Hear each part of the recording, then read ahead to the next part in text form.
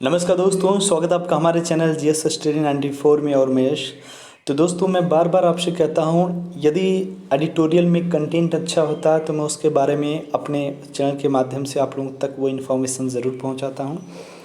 तो यदि आप इन तमाम, जैसे लिखा है बदलते परिदृश्य में चीन, तो पूरे वैश्विक जगत में देख सकते हैं कि लोग कोविड-19 की महामारी से, उसकी महामारी से जो समस्याएं देशों में और अंतर्राष्ट्रीय जगत पे खड़ी हो रही हैं, उससे कैसे निपटा जाए, इस बारे में लोग गंभीरता से सोच रहे हैं। और आर्थिक मंदी को अपने देश में, बेरोजगारी को कैसे कम किया जाए, लोग अपने अपने अनुसार सोच रहे हैं भौगोलिक स्थिति के चलते। पर दोस्तों, चाइना इस समय क्या कर रहा है, उसके मंसूबे क्या हैं, वो क्या कर रहा है, इस तरह जानते हैं। ये जो जानकारियाँ, जो इन्फॉर्मेशन है, वो ज़्यादा रेलिवेंट होता है अकॉर्डिंग टू मीडिया। जब आप देखते हैं इलेक्ट्रॉनिक मीडिया में दो लोग चिल्ला रहे हैं, डिबेट कर रहे हैं, वहाँ पर आप इरेलीवेंट इन्फॉर्मेशन वो चीज़ आपको पहुँचा सकता है, पर ये चीज़ें ज़्यादा प्रामाणिक और प्रासंगिक होती हैं। ठीक है, तो यदि आप लेखन शैली या फिर डिबेट जैसे चीज़ों को अपने अंदर डेवलप करना चाहते हैं, कुछ जानकारियाँ आप अगर ग्रहण करना चाहते हैं, तो आपको डेली एडिटोरियल पढ़ना होगा, याद रखिएगा। क्योंकि पढ़ाई में यही काम आने वाला है। जो टीवी में दिन रात दिखाते हैं, ये चीज़ें अगर आपको जानकारी, इसका बेस मजबूत होगा तभी वो चीज़ समझ में आएगी। अब चलते हैं आगे, देखते हैं। दुनिया में कोरोना महामारी फैलाने के लिए अमेरिकी राष्ट्रपति डोनाल्ड ट्रंप ने चीन को जिम्मेदार ठहराया है। ट्रंप ने खुलकर कहा भी है कि अगर यह सिद्ध हो गया कि चीन का इसका खामियाजा भुगतना पड़ेगा, और सिर्फ अमेरिका ही नहीं, दुनिया के ज़्यादातर देश कोरोना विषाणु फैलने के लिए चीन को ही दोषी मान रहे हैं। आपको बता दें, एक वैज्ञानिक हैं, साइंटिस्ट हैं, जिन्हें कुछ साल पहले नोबेल पुरस्कार भी मिला है। ठीक है, उनके तमाम शोधों के कारण। उस व्यक्ति ने दावा किया कि यदि यह मैं प्रमाणित कर रहा हूँ कि ये एक मानव कृति है, एक मानव के द्वारा जैविक बनाया गया हथियार है, यदि मैं इसमें गलत हो जाऊँ तो मेरे तमाम तरह के पद, तमाम तरह के जो अवार्ड दिए गए हैं, उसे आप वापस ले लीजिएगा। ये चाइना की लेबोरेटरी में बनाया गया एक जैविक हथियार है, इसे आप वायरस ना कहें। भले अमेरिका की तरह खुलकर कह नहीं रहे हैं, चीन ने अपने स्वार्थ की पूर्ति के लिए पूरी दुनिया को दहशत में डाल दिया है। अंतर्राष्ट्रीय राजनीति में बहस छिड़ी हुई कि क्या कोरोना का मामला ठंडा पड़ने के बाद वैश्विक राजनीति का जो नया रूप उभर कर आएगा, उसमें चीन दुनिया का पठाधीश बन पाएगा या नहीं। इस प्रश्न का सटीक उत्तर खोजने के लिए वर्तमान भू राजनीतिक और विश्व व्यवस्था की चर्चा ज़रूरी है। कोरोना के आने के पहले से चीन और अमेरिका के बीच लंबे समय से व्यापार युद्ध चल रहा था।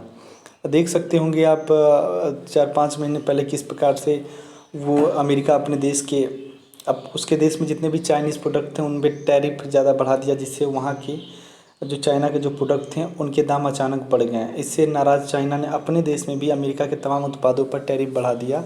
तो एक तरह से इन दो देशों के बीच एक तरह से वार चल रहा था, जिसे आप टैरिफ वार या कर वार के नाम से जान सकते हैं। कोरोना ने इसमें आग में घी काम कर दिया। शुरुआती दौर में अमेरिका ने चीन को यह कहकर घेरने की कोशिश की कि वुहान विषाणु है। अमेरिकी टिप्पणी से आहत होकर चीन ने अमेरिका पर आरोप लगाया कि इसकी शुरुआत तो अमेरिकी सैनिकों द्वारा की गई थी, जब वे वुहान में सैन्य अभ्यास में शिरकत करने पहुंचे थे।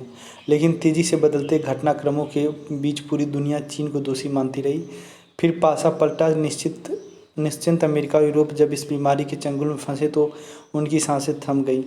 कई यूरोपीय देश मसलन स्पेन, इटली, फ्रांस और इंग्लैंड कोरोना के जाल में बुरी तरह जकड़ते चले गए, और चीन तो इसमें काफ़ी पूंछ छूट गया। खुद अमेरिका में हालात सबसे गंभीर हो गए।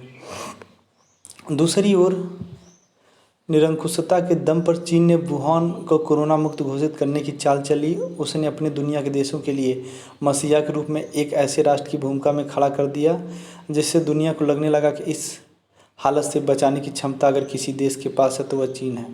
इसी के तहत चीन ने इटली, स्पेन और कई यूरोपीय देशों का सुरक्षा किट भेजने की कूटनीति अपनाई।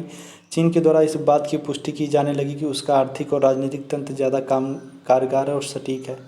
पूरे विश्व में उदारवाद का पुरोधा अमेरिकी और पश्चिमी दुनिया की राजनीतिक व्यवस्था हाशिए पर पहुंच गई। दुनिया में इस बात की खूब चर्चा भी हो रही है।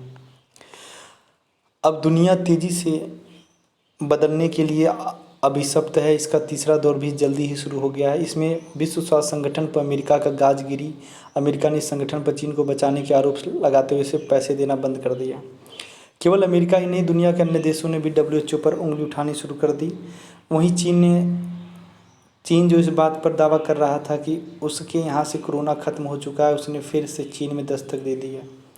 चीन ने पिछले 5 दशकों में प्रकृति का जितना दोहन किया है उतना शायद ही किसी देश ने किया हो। हिमालय से बहने वाली नदियों के बड़े बड़े बांध बनाकर उनका स्वाभाविक धारा को बदलने का साजिश रची गई, जिसका खामियाजा दक्षिण एशिया और दक्षिण पूर्व एशिया के देशों को झेलना पड़ रहा है। तिब्बत के मुहाने पर चीन ने आणविक कूड़ेदान की इजाज़त दे दी, जहाँ से दर्जनों नदियों की शीतल जल का प्रवाह 25 से 30 देशों के बीच होता है। जंगल काटे गए, प्राकृतिक संतुलन ने वन्य जीव को भारी नुकसान पहुंचाया। अगर कोरोना विषाणु के कारणों को जानने की कोशिश करें तो यही बात विशेषज्ञों द्वारा कही जा रही है। यह बात कई बार कही जा चुकी है कि 21वीं शताब्दी एशिया के देशों के लिए यह सच है कि इस बीमारी ने परिवर्तन को गति बढ़ा दिया है। अमेरिका का पतन इस बीमारी के दौरान तीखे ढंग से महसूस किया गया। दूसरे विश्व युद्ध के बाद यह पहली घटना है जिसमें दुनिया के किसी देश ने अपने को बचाने के लिए अमेरिका से गुहार नहीं लगाई। खुद अमेरिका ने भी नेतृत्व देने की पेशकश नहीं की। कोरिया युद्ध से लेकर अफगानिस्तान संकट तक में अमेरिका संकट मोचक की तरह उपस्थित होकर अपना कूटनीतिक धर्म निभाने की ज़रूरत महसूस करता था। लेकिन इस महामारी में वही सबसे ज़्यादा संकट में है, इसलिए कैसे वह दूसरों के समक्ष मदद पेश करता है।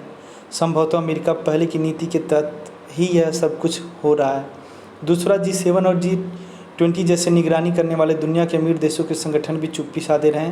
इनके बीच बैठक भी हुई तो उसमें कोई एकात्मक भाव दिखाई नहीं दिया। प्रश्न यह है कि क्या चीन ताज़ा पेशी के लिए तैयार है या दुनिया के देश चीन को अपना प्रधान मानने के लिए उत्सुक हैं। हालात बता रहे हैं कि चीन के लिए अब अमेरिका की तरह अमेरिकी तर्ज पर दुनिया का प्रधान बनना मुश्किल ही नहीं नामुमकिन है। कोरोना संकट ने इस दूरी को और बढ़ा दिया है। पहला, चीन की अंतर्राष्ट्रीय विश्वसनीयता खतरे में पड़ गई है। कई यूरोपीय देशों में जो सुरक्षा किट भेजे गए हैं वे जांच में खरे नहीं उतरे। आपको बता दें, जो चाइना जैसा जो देश है, जो तमाम देशों को स्वास्थ्य संबंधित चीज़ों को उन देशों को मुहैया करा रहा है, उसमें मतलब अगर क्वालिटी देखा जाए तो इतना बिलो है, इतना नीचे है कि आप सोच नहीं सकते। चाहे बेल्जियम रहा हो, चाहे जर्मनी रहा हो, चाहे अमेरिका, तमाम ऐसे देश उसके ऊपर आरोप लगा रहे हैं कि ये बस पैसा कमाने के चक्कर में अपने जो स्वास्थ्य संबंधित जो कह सकते हैं उपकरण उसे बेच तो रहा है, पर उसका जो उद्देश्य मात्र पैसे कमाना है। ठीक है, तो इस दुविधा भरी घड़ी में भी चाइना एक ऐसा देश है जो बस पैसे बनाने की सोच रहा है। भारत में जो किट चीन से आए वे भी भरोसेमंद साबित नहीं हुए। चीन ने पूरी दुनिया को जिस तरह से खतरे में डाल दिया है वह चीन की राजनीतिक व्यवस्था पर बेहद गंभीर प्रश्न खड़ा करता है। मठाधीशी के लिए चीन पूरी दुनिया को हाशिए पर धकेल सकता है। अगर उसके हाथ में चाबुक चल गया तो कब विश्व प्राकृतिक विध्वंस के खंडहर में जा गिरेगा, इसकी कल्पना भी नहीं की जा सकती। चीन का आर्थिक ढांचा इस वक्त खस्ता हाल हो चुका है। ऐसे में भी अगर वह इस बात का दावा कर रहा है कि उसकी व्यवस्था दुरुस्त हो गई तो यह केवल दुनिया को भ्रम में डालने से ज़्यादा और कुछ नहीं है। चीन की आर्थिक व्यवस्था की ऋण निर्यात है। अमेरिका, फ्रांस और यूरोप के कुछ देशों को चीन कुल निर्यात का 40% हिस्सा पर निर्यात करता है, लेकिन अब इन देशों ने चीन के लिए अपने दरवाजे बंद कर दिए हैं। तकरीबन यही स्थिति दुनिया के दूसरे देशों की भी है। इस परिस्थिति में चीन की आर्थिक शक्तियाँ कैसे बढ़ेंगी? चीन के आर्थिक गलियारे का भी काम पूरी तरह से रुका हुआ है। अरबों डॉलर का कर्ज खटाई में जाता दिखाई दे रहा है।